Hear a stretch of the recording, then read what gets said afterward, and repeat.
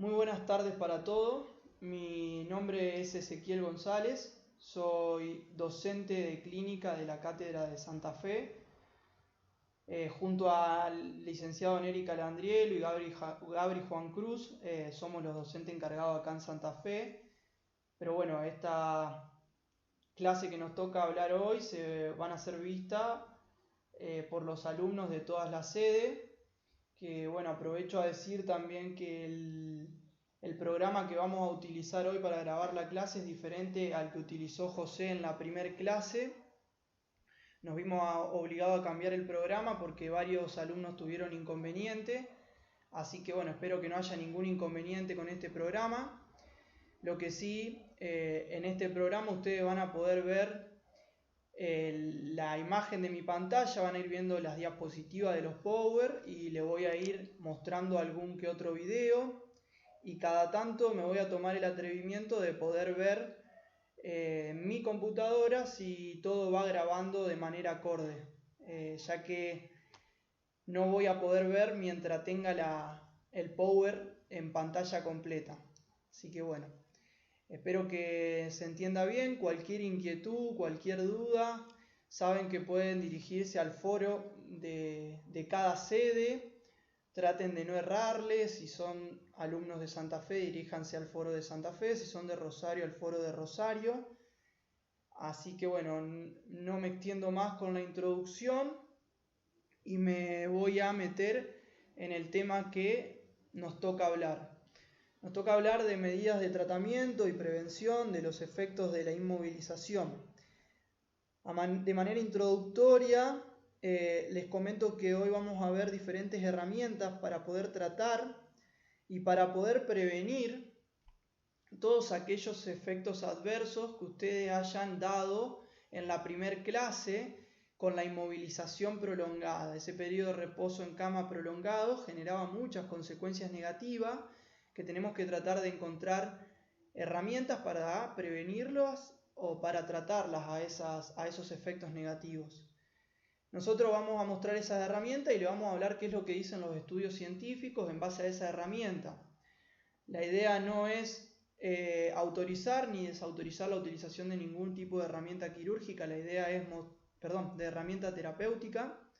La idea es mostrarles las herramientas que existen y ustedes, teniendo en cuenta la evidencia, teniendo en cuenta el cuadro clínico que les toca, el momento en el que se encuentre su paciente, la adquisición o poder económico que tengan, si pueden adquirir o no la herramienta que le vamos hablando, tomarán la decisión de utilizarla o no. Esa es la idea básicamente.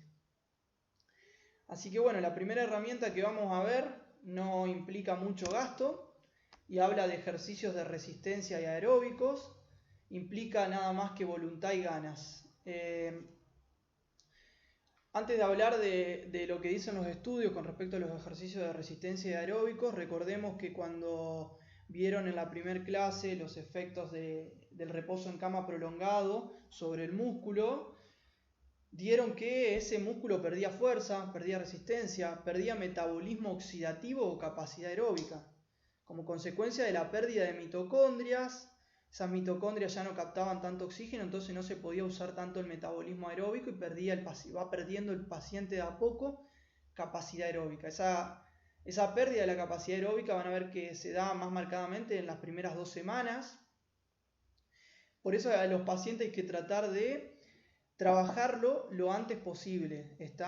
Si se pasan más de 2 semanas sin ningún tipo de ejercicio aeróbico, para poder revertir esas pérdidas requiere de mucho más tiempo. Mínimo requerimos de 1 mes de entrenamiento aeróbico, según lo que nos dicen los estudios. Entonces tengamos en cuenta eso, de agarrarlos lo antes posible y de entrenar aeróbicamente a nuestros pacientes, basándonos un poco en la dosificación que vamos a ver ahora con estos estudios. Fíjense que esta diapositiva nos habla del desacondicionamiento del ejercicio aeróbico, como ven que dice acá abajo, y contramedidas durante el reposo en cama. Fíjense que es un estudio que viene de la revista de Aviación, Espacio y Medicina Ambiental. Esta es una revista avalada económicamente más que nada por la NASA, con el objetivo de de estudiar y obtener herramientas para que los astronautas, cuando viajan al espacio, que pierden la influencia de la gravedad y que tienen lamentablemente tienen que padecer los mismos efectos que un paciente que está largo tiempo en cama,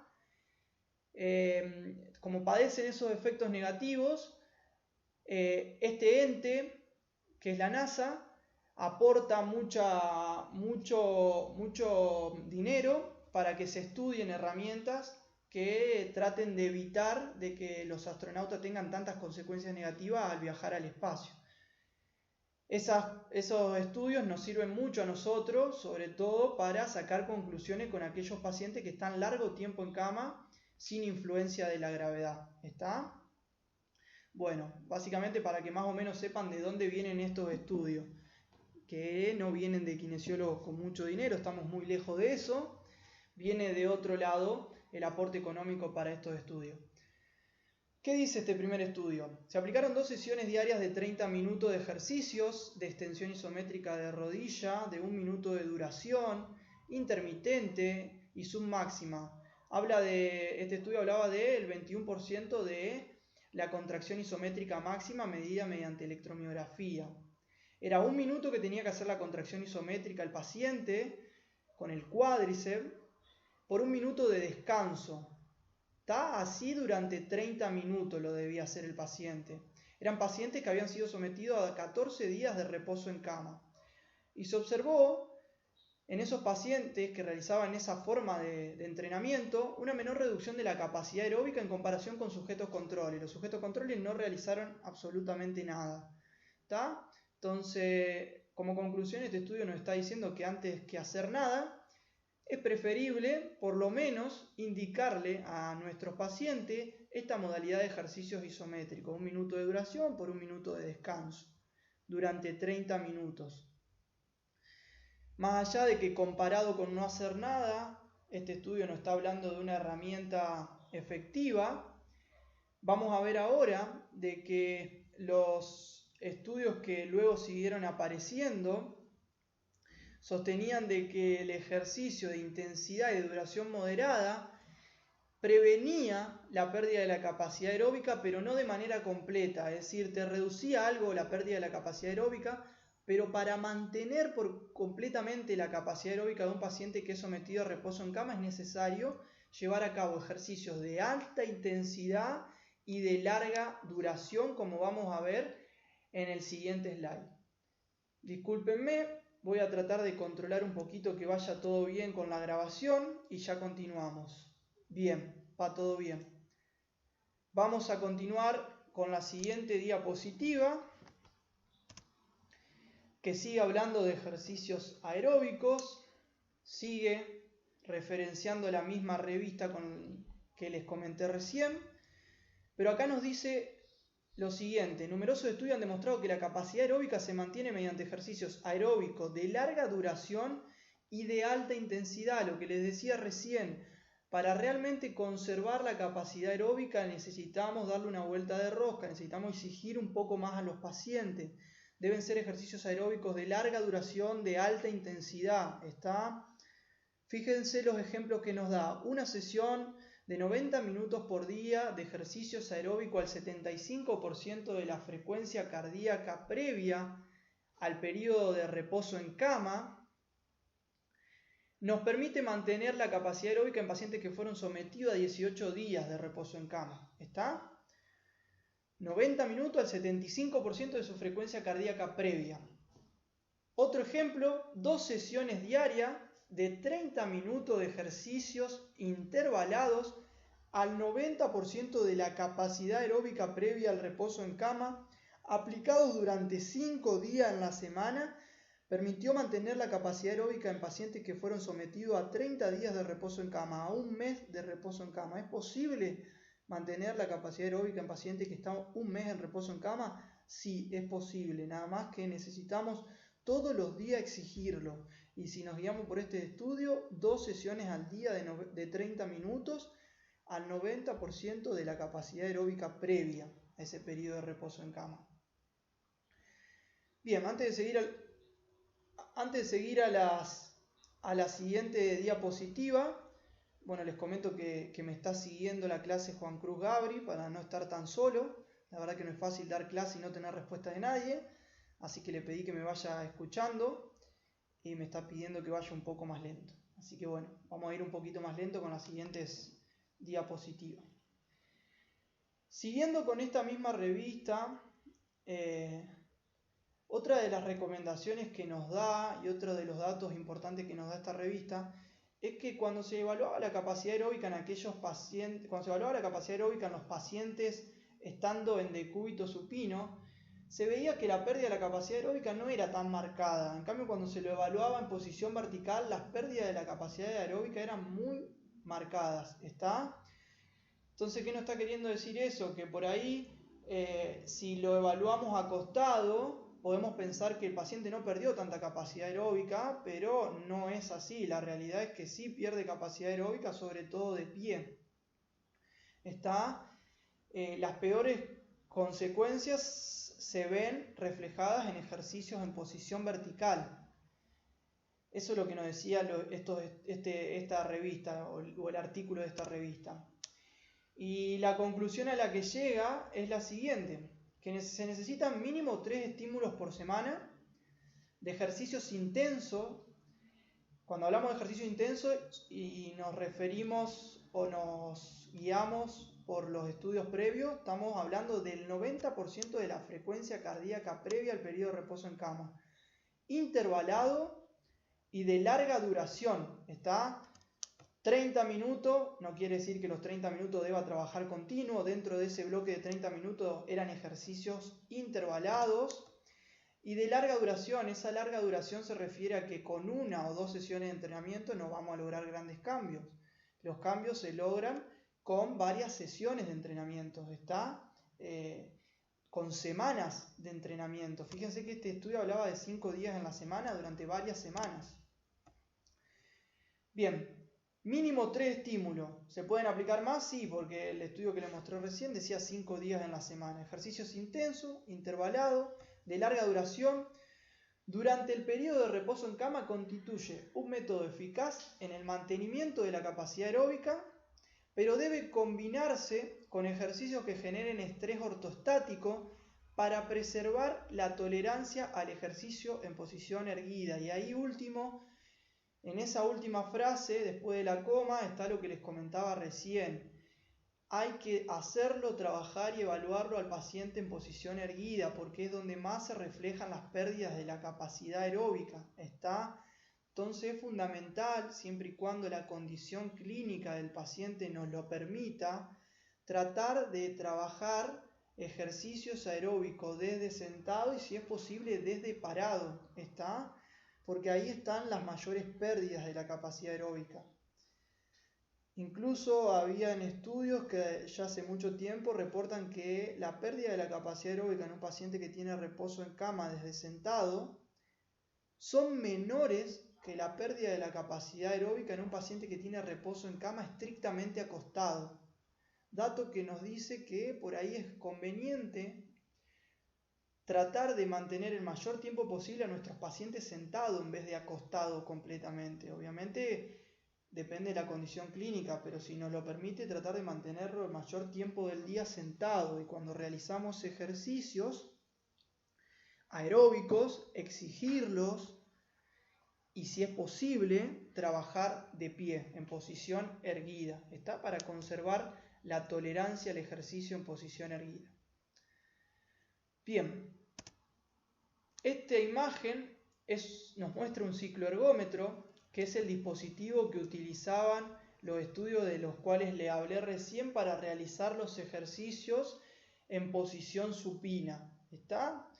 Este es un cicloergómetro para hacer ejercicios aeróbicos con las piernas. También existen cicloergómetros para llevar a cabo ejercicios aeróbicos con los brazos.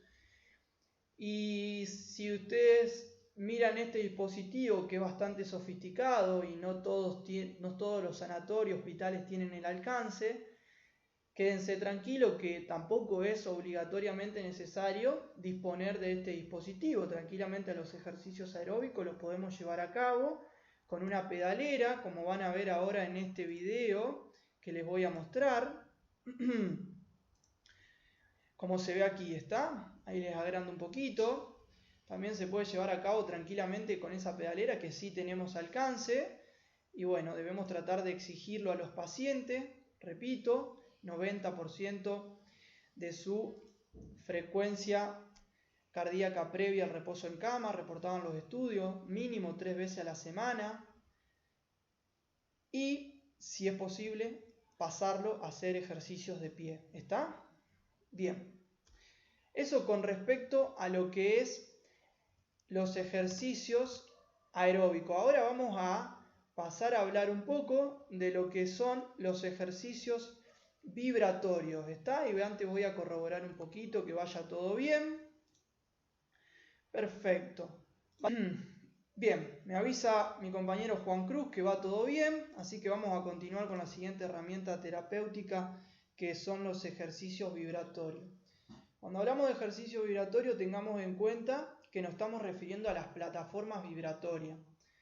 Debemos tener en cuenta de que las plataformas vibratorias se pueden aplicar con el paciente estático sin indicarle ningún tipo de ejercicio o combinada con ejercicio. La mayoría de los estudios han evaluado los efectos de la plataforma vibratoria combinada con ejercicios.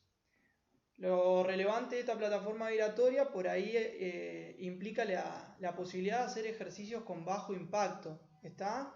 O de ser aplicada la vibración con bajo impacto, es decir, no requiere que el paciente sufra el mismo impacto que es sometido cuando le hacemos hacer ejercicios de pie. Por lo tanto, estamos con esto introduciéndonos a una herramienta de que podría ser útil cuando el paciente no lo podemos parar y está obligado a mantenerse acostado, está en su periodo de reposo en cama. ¿Qué más decir de esta herramienta de la plataforma vibratoria? Que sus efectos fueron evaluados en relación a lo que produce sobre el sistema músculo-esquelético, es decir, qué produce sobre el músculo, qué efectos produce sobre el hueso. Pero no hay mucha evidencia con respecto a sus efectos sobre otros sistemas, sobre otros tejidos, sobre otros órganos, sobre el sistema circulatorio, sobre el sistema cardíaco. Y hay algunos reportes de que dicen de que estas plataformas vibratorias pueden llegar a producir daños en vasos periféricos, fluctuaciones hormonales, alteraciones del metabolismo óseo. ¿Está? Eso por ahí hay que tener en cuenta, porque nosotros muchas veces cuando nos toca tratar pacientes que están internados, son pacientes que tienen alterados esos sistemas. ¿Está? Y lo otro a comentarle a manera introductoria también con respecto a los estudios de las plataformas vibratorias es que muchos estudios son en sujetos sanos. No hay muchos estudios en cuadros clínicos como los que nos encontramos en una internación o en una terapia intensiva.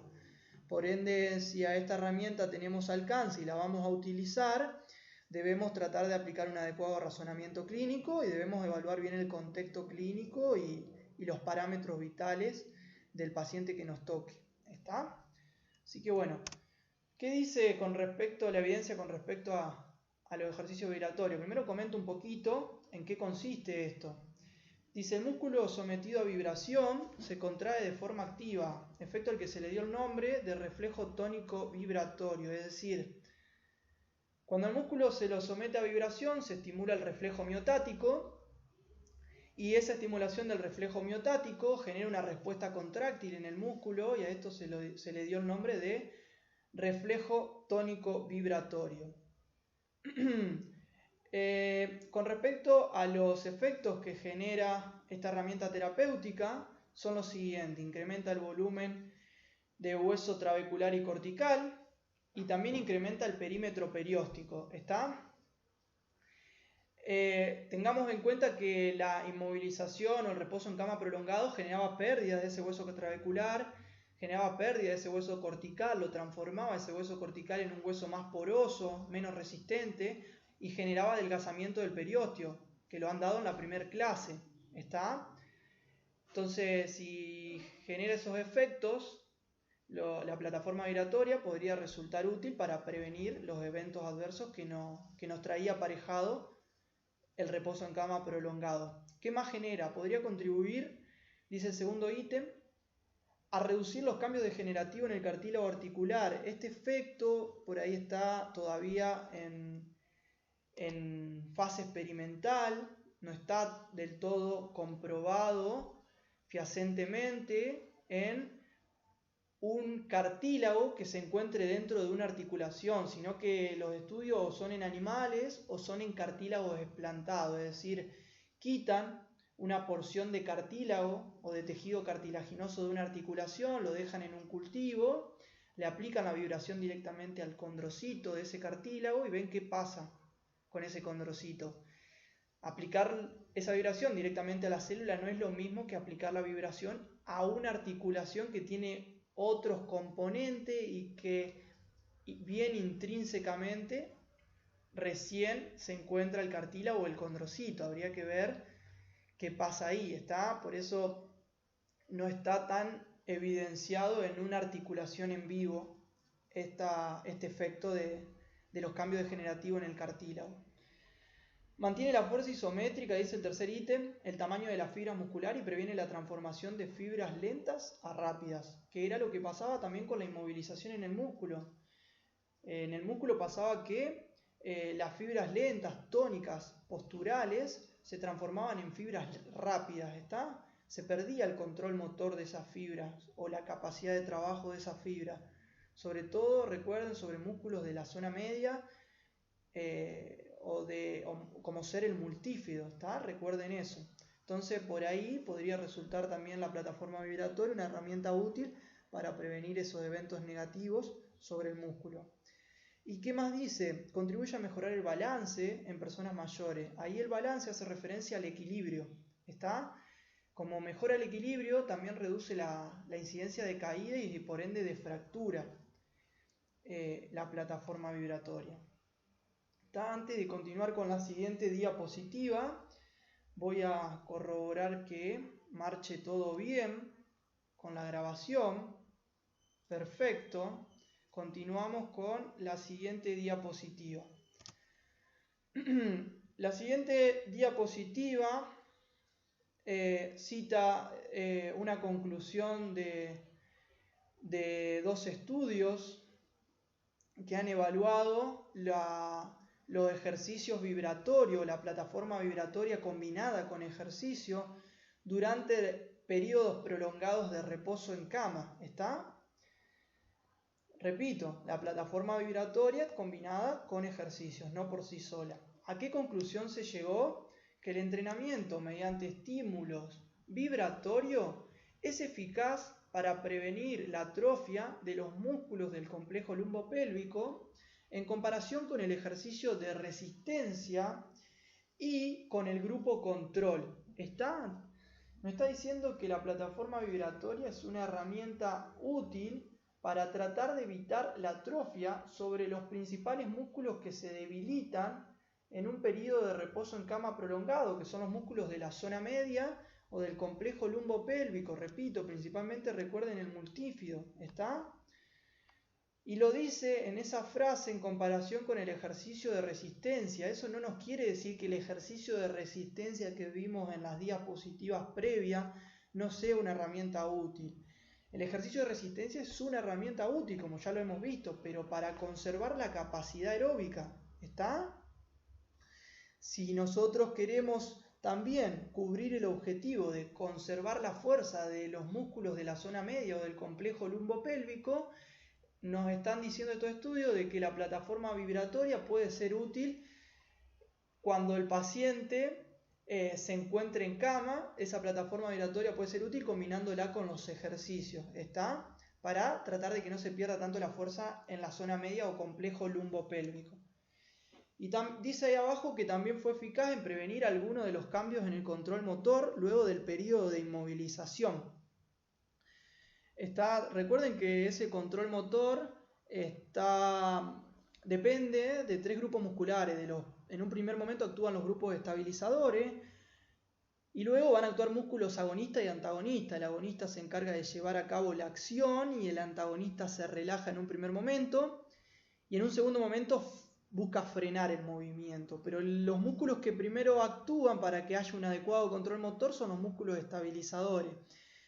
Y si las plataformas vibratorias demuestran que con la aplicación de esta herramienta, más ejercicio, no perdemos tanta fuerza en los músculos estabilizadores del complejo lumbopélvico, eso nos lleva a que cuando el paciente lo pasemos a sentar o a parar, que recordemos que es nuestro objetivo primordial, tratar de sentarlo o pararlo para trabajar con la influencia de la gravedad, cuando pasemos a esa instancia, nos encontramos con un paciente que no tiene tanta pérdida del control motor, es decir, no tiene tanta pérdida del balance, no tiene tanta pérdida del equilibrio, no tiene tan alterado ese equilibrio, por ende no tiene tanta tendencia tampoco a caerse, y podríamos decir que quizás soporte un poco más los ejercicios en posición vertical, o los soporte de mejor manera.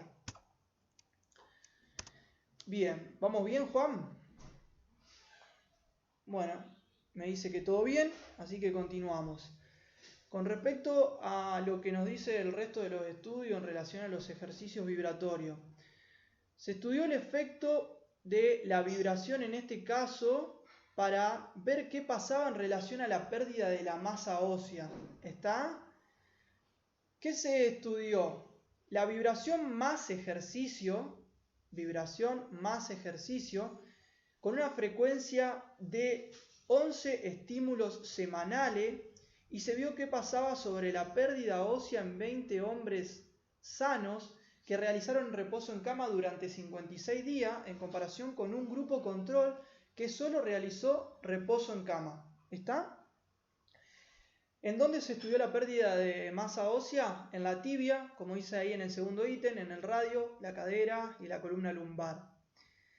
Las mediciones se realizaron previo al estudio, es decir, previo a ser sometido a reposo en cama. Las mediciones después se realizaron a intervalos regulares durante el periodo de reposo en cama, y también hubo mediciones a los 12 meses de seguimiento. ¿Qué dice? Que los resultados mostraron que la plataforma vibratoria más los ejercicios de resistencia, que está resumido acá con RBE, la plataforma vibratoria más los ejercicios de resistencia fueron efectivos en prevenir la pérdida ósea en la tibia. ¿Está? Voy a pasar a mostrarle la imagen de cómo aplican la plataforma vibratoria combinada con los ejercicios. Acá tienen una imagen. Lo que ven ahí a nivel de sus pies es la plataforma vibratoria. Esas cinchas que ustedes ven la utilizaban en el estudio con el objetivo de tratar de generar algo de traslación del peso corporal del paciente hacia los pies, en donde estaba el apoyo de ese paciente sobre la plataforma vibratoria. Entonces, al transferir algo de peso corporal, que también estaba la posibilidad en el estudio de ajustar más o menos esa cincha para transferir más o menos peso corporal, lo que hacían era generar algo de transferencia de peso corporal y simular un poco la carga de peso, aunque obviamente que esa carga de peso no era una carga de peso total, porque era imposible reproducir la carga de peso total, pero transferían algo de carga de peso y además generaban algo de resistencia a los ejercicios que se aplicaron. ¿Qué ejercicios se aplicaron? 4 ejercicios de sentadilla, que el paciente debía realizar una flexión de cadera y rodilla de 90 grados y luego pasaba a una extensión de cadera y rodilla. Esos 4 ejercicios fueron aplicados cada uno durante 4 o 6 minutos.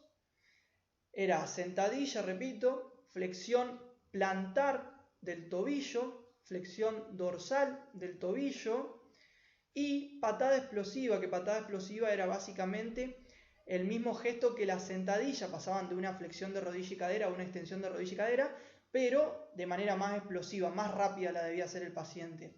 Cada uno de esos ejercicios, repito, duraba 4 o 6 minutos, el total de la sesión duraba 30 minutos y a los pacientes se le aplicaban 2 sesiones al día, todos los días, de plataforma vibratoria más ejercicios. ¿Está? Y este primer estudio en relación a la pérdida de masa ósea nos mostraba que previno la pérdida de masa ósea en la tibia, pero no reporta nada en cuanto al radio, la cadera y la columna lumbar.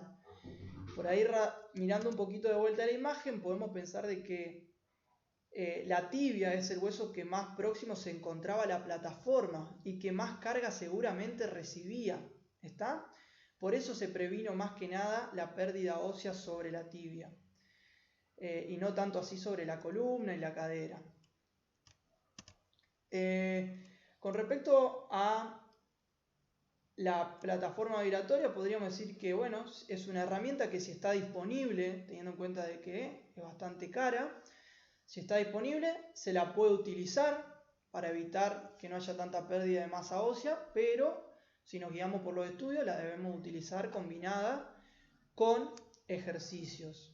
Y si nos guiamos por los estudios, tengamos en cuenta que son sujetos sanos los que se estudiaron, por ende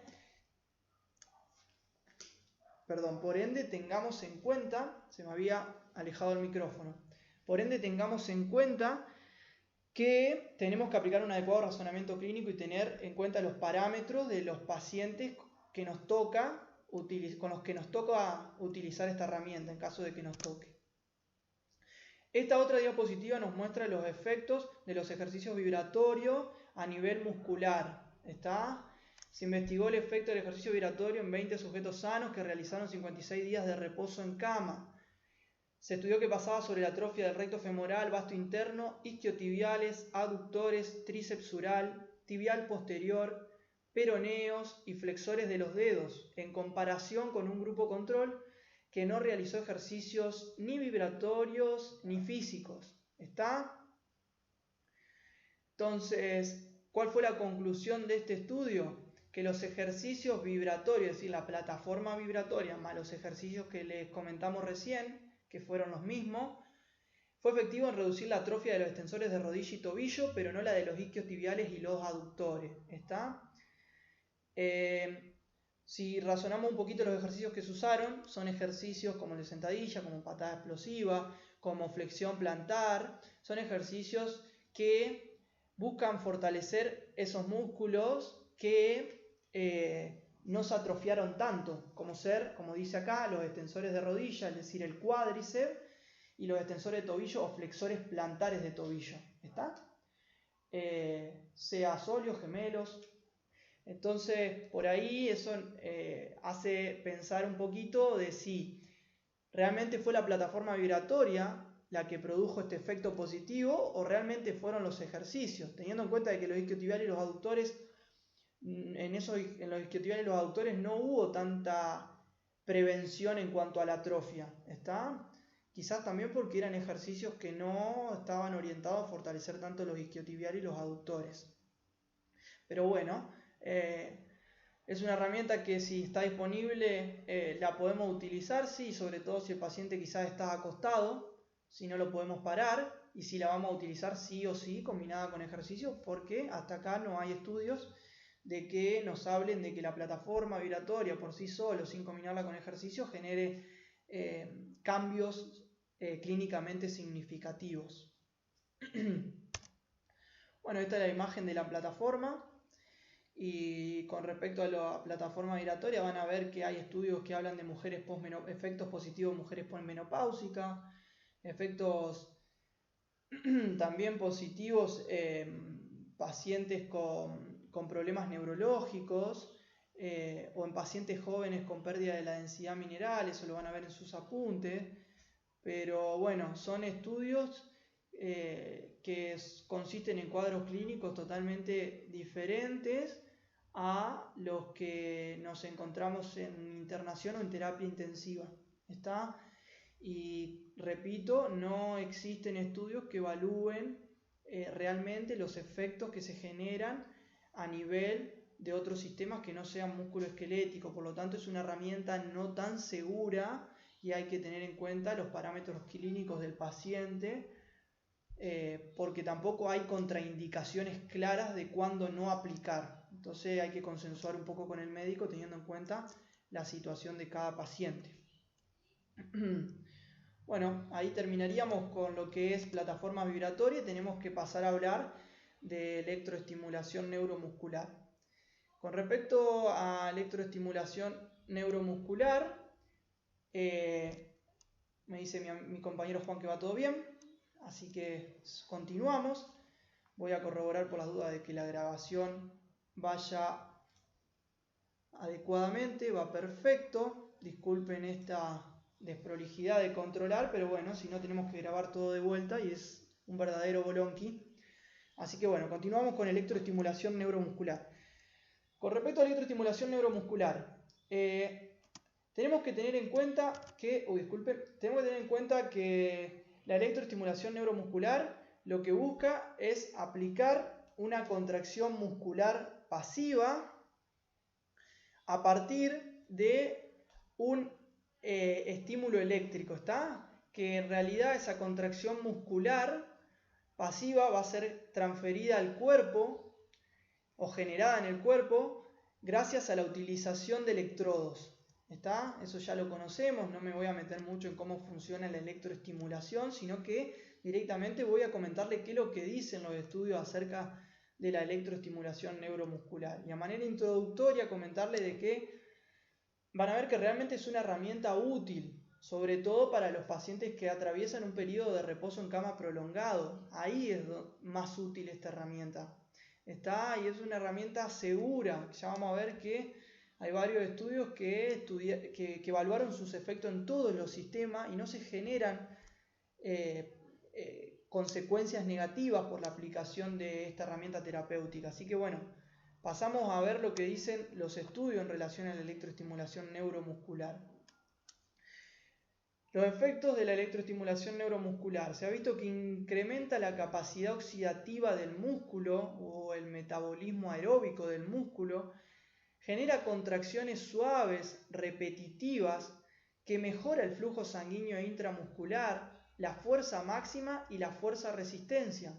¿Está? Todas esas consecuencias negativas que se generaban en nuestros pacientes por el reposo en cama, incluso por 1 o 2 semanas de reposo en cama, la estaríamos evitando si utilizamos electroestimulación neuromuscular. ¿Está? ¿Qué más dice? Que durante la inmovilización, la electroestimulación neuromuscular combinada con el ejercicio previene la atrofia por desuso en mayor medida que el ejercicio solo, a través de la estimulación de la síntesis proteica. Este segundo ítem lo que tiene de relevante es que compara la electroestimulación más los ejercicios comparado con los ejercicios solo. Entonces nos está diciendo que agregarle a nuestra terapéutica de ejercicio electroestimulación es mejor que solo usar ejercicios. Dato relevante, que por ahí no lo veíamos con las plataformas vibratorias, porque la plataforma vibratoria comparaba la plataforma vibratoria más ejercicio comparado con un grupo control que no realizaba nada. ¿Está? ¿Qué más nos dice este tercer ítem? En pacientes con EPOC ha demostrado mejorar la fuerza del cuádriceps, lo cual se traduce en mejora de la función y la resistencia con incrementos en el test de marcha de 6 minutos y en la ergometría, y mejora también la sensación de disnea. ¿Está? Para aquellos que no conocen, el test de marcha de 6 minutos es un test que implica hacerlo caminar al paciente en un pasillo de 30 metros. Se los controla durante 6 minutos y el paciente debe caminar la mayor distancia posible. Al paciente se lo puede permitir caminar con ayuda de marcha si es que lo necesita, y se lo acompaña con una silla, y si necesita frenar y descansar lo puede hacer. Cada 1 minuto debemos ir avisándole cuánto tiempo va, y bueno, si se detiene, estimular a que continúe en caso de que pueda. Se reporta cuántos metros recorrió en esos 6 minutos. ¿Está? Ese test de marcha de 6 minutos en esos pacientes con EPOC, que recuerden que el paciente con EPOC que tiene sensación de falta de aerodisnea va a tender a buscar caminar cada vez menos y por ende va a tender a perder fuerza en uno de los principales músculos que participa en la traslación de la C-estación a la bipedestación y que participa en la marcha, que es el cuádriceps.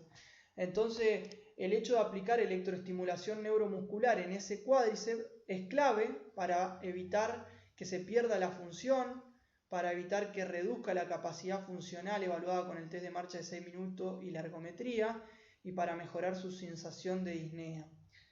Esto también es relevante quedarnos tranquilos de que es una herramienta terapéutica que ha sido evaluada en pacientes con cuadros clínicos semejantes a los que nos encontramos en terapia intensiva o en internación.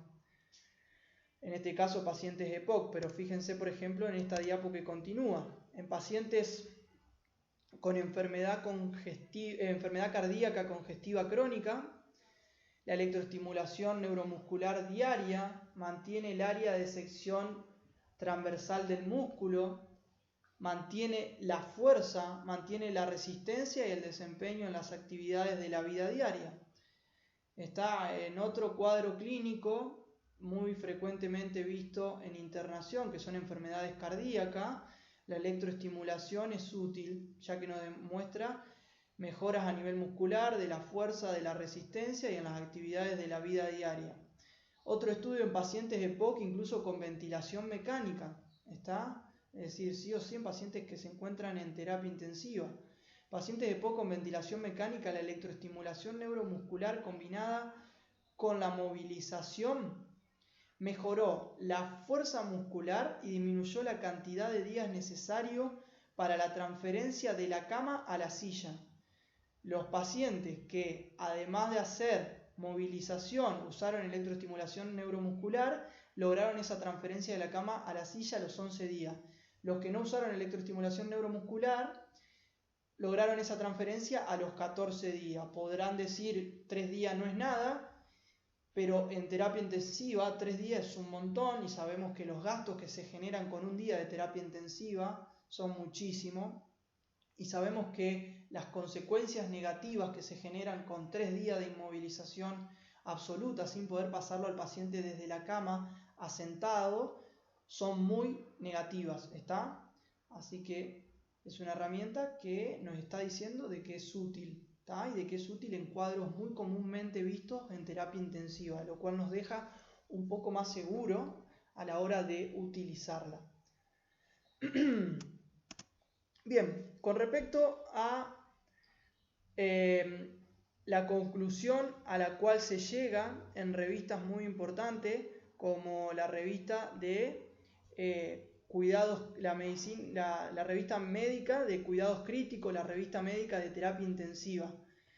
En este estudio citado en esta revista médica de terapia intensiva, se llega a la siguiente conclusión, que la mayoría de los estudios no han encontrado cambio significativo en la presión arterial y la frecuencia cardíaca, aunque solo un estudio pequeño halló un incremento clínicamente irrelevante en la frecuencia cardíaca. Nos está dejando tranquilo esta conclusión por una revista muy prestigiosa de terapia intensiva de que la electroestimulación neuromuscular es una herramienta efectiva y segura porque no genera cambio significativo en la presión arterial ni en la frecuencia cardíaca, ¿está? ¿Qué más dice? Las guías de práctica clínica de la Sociedad Americana de Tórax, de la Sociedad Respiratoria Europea, la Sociedad Europea de Medicina Intensiva, postulan que la electroestimulación neuromuscular debe ser considerada como un tratamiento coadyuvante en pacientes críticos con alto riesgo de desarrollar debilidad muscular. ¿Está? Revistas prestigiosas, guías de práctica clínica de varias sociedades muy importantes, nos está diciendo de que es una herramienta útil y nos está aclarando de que es una herramienta útil, pero como un tratamiento coadyuvante, es decir, no debemos solamente enchufarlo al paciente y dejarlo con un electroestimulador neuromuscular, sino que lo debemos combinar con ejercicios o con otras herramientas también, principalmente con ejercicios. Otra conclusión importante con respecto a esta herramienta terapéutica muy útil en aquellos pacientes que tienen que atravesar un periodo prolongado de reposo en cama, es que así como es útil y muchas veces no lo vemos en pacientes que se encuentran bajo internación, por lo menos en lo que es Santa Fe, siempre preguntamos a los alumnos y la verdad que la respuesta es que nadie ha visto un electroestimulador neuromuscular ni siquiera en terapia intensiva ni tampoco en internación, siendo que es una herramienta clave a ser utilizada en esos ámbitos y no es usada. Y En la ventana contraria nos encontramos consultorios externos, en los cuales muchas veces nos llegan pacientes que realmente pueden desarrollar una contracción muscular voluntaria por sí solo. Se les puede indicar un ejercicio para mejorar su función,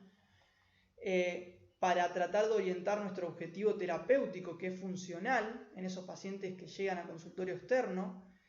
Y muchas veces abusamos o sobreusamos esta herramienta que es la electroestimulación neuromuscular en esos pacientes que tranquilamente, en vez de tenerlos conectados a un electroestimulador neuromuscular, lo podríamos mandar a realizar algún tipo de actividad física o de ejercicios en torno a cuál sea su objetivo dependiendo la lesión. ¿Está?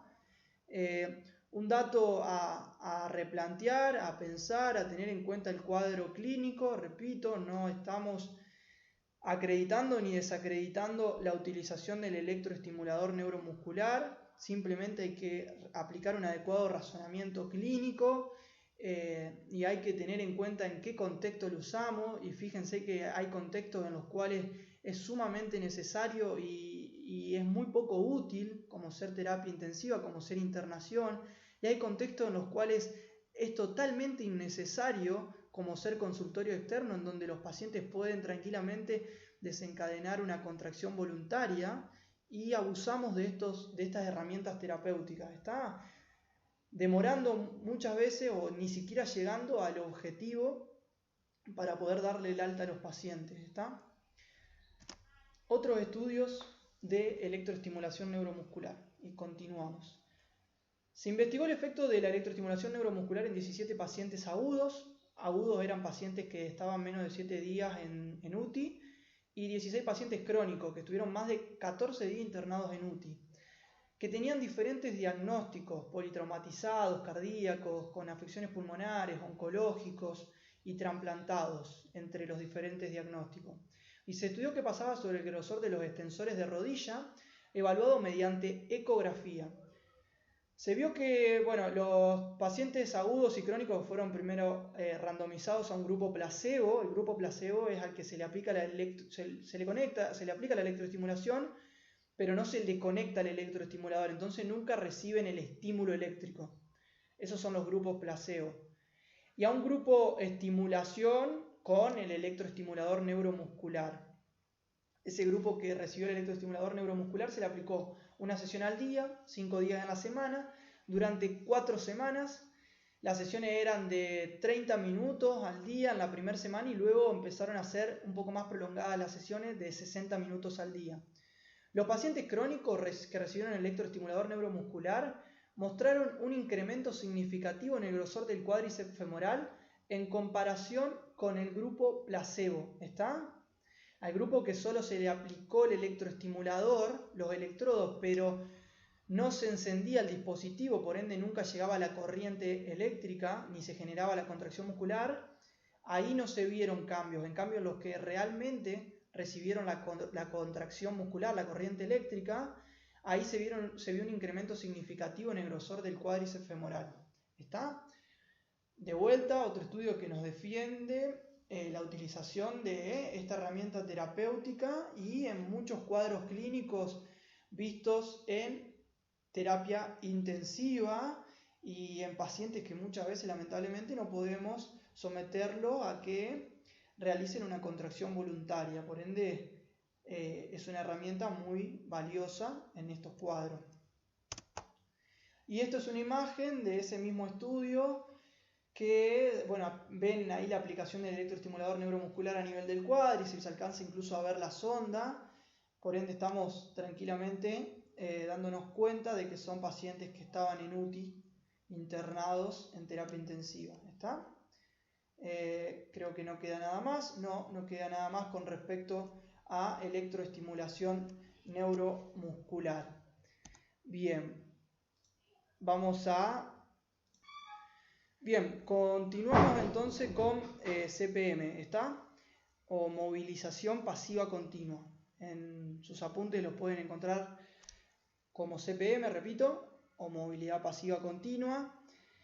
Es un dispositivo que busca ni más ni menos que tratar de generar una movilización pasiva en los pacientes que son sometidos a un proceso traumático o a un proceso quirúrgico.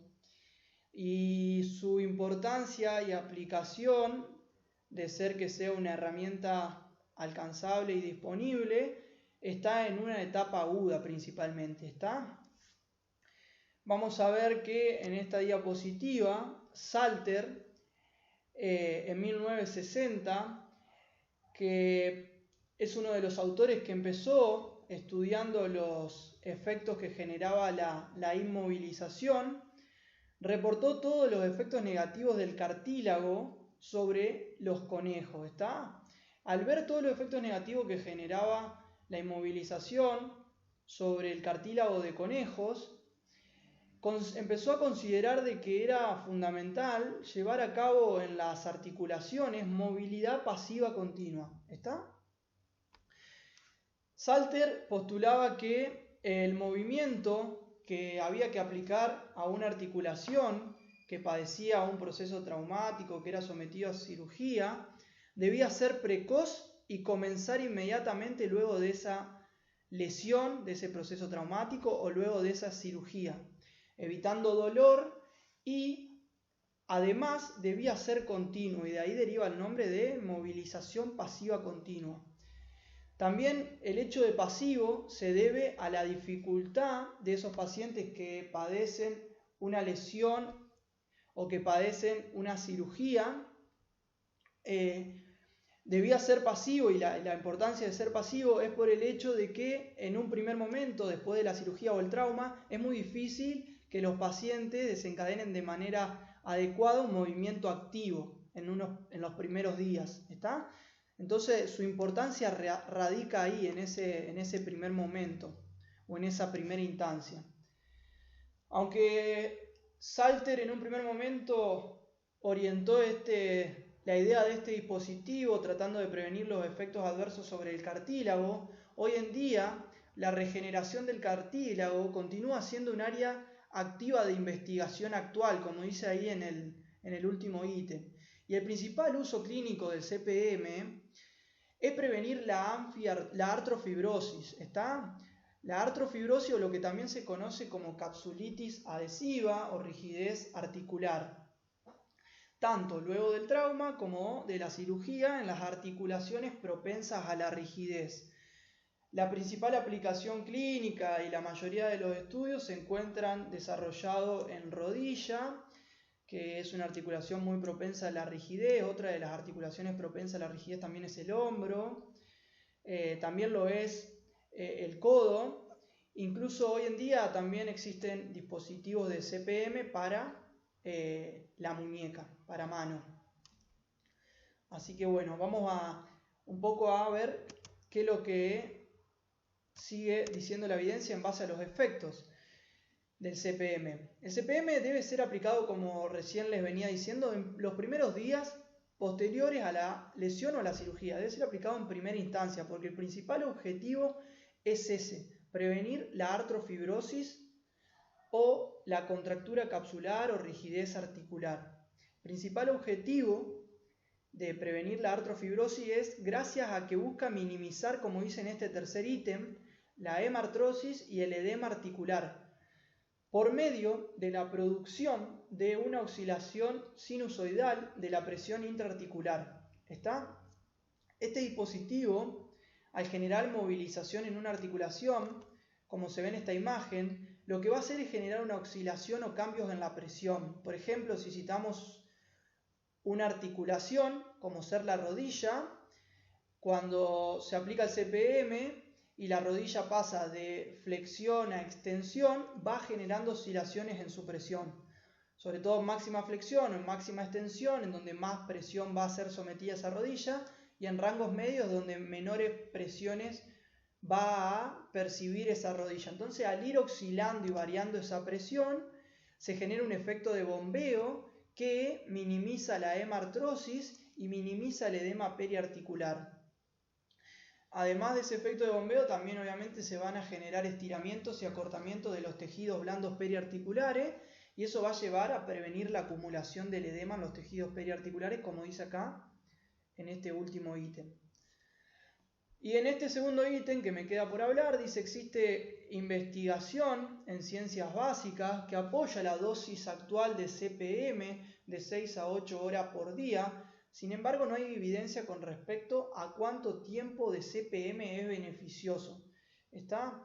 Por ahí el tema de la dosificación no está tan estandarizada, sigue siendo variada, sobre todo entre una articulación y otra, pero la dosificación que recomendamos desde la cátedra y que queremos que ustedes sepan, por ende tomen nota en cuanto a esto, en cuanto a la dosificación del CPM, lo ideal es aplicarlo con un tiempo total mínimo de 15 días, es decir, de 2 semanas para ver efectos beneficiosos. ¿Está?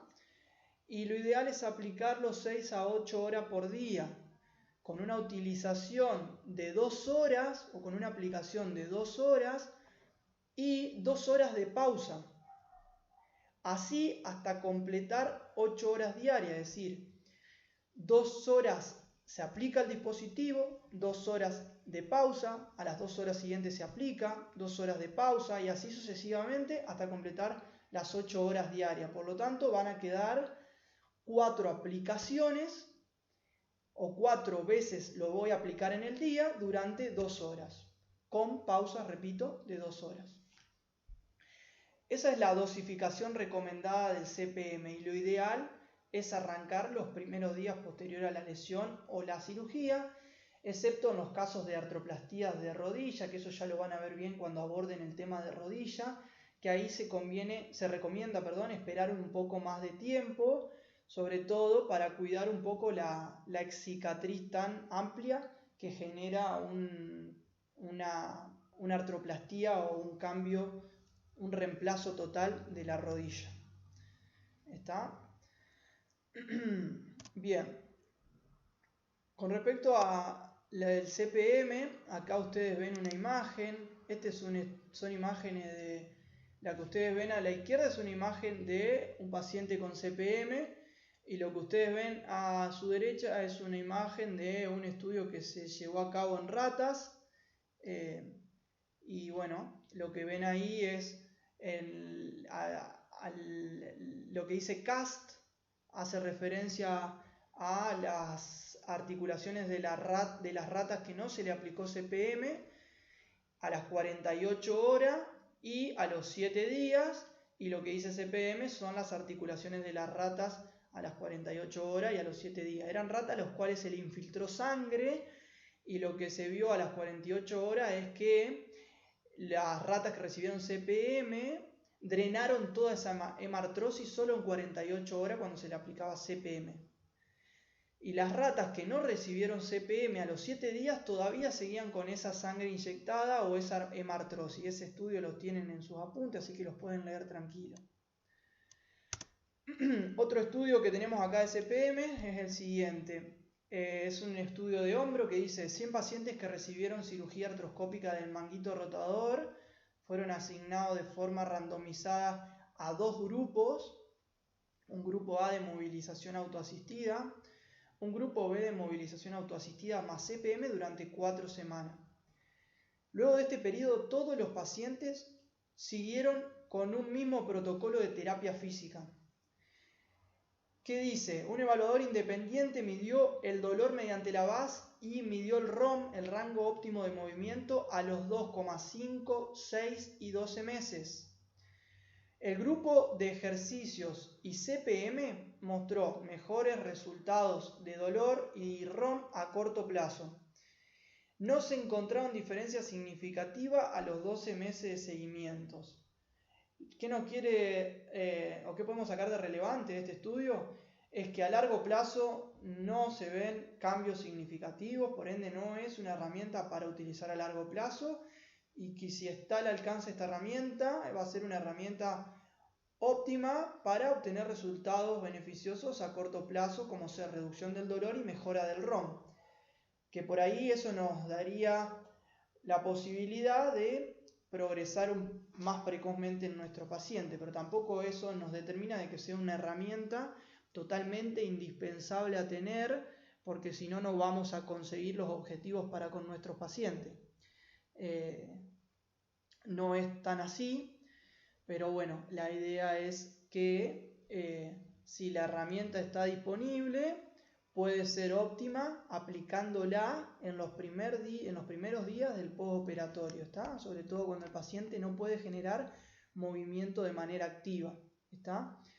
Esta herramienta terapéutica del CPM, que antes de pasar a la siguiente herramienta terapéutica les quiero mostrar un video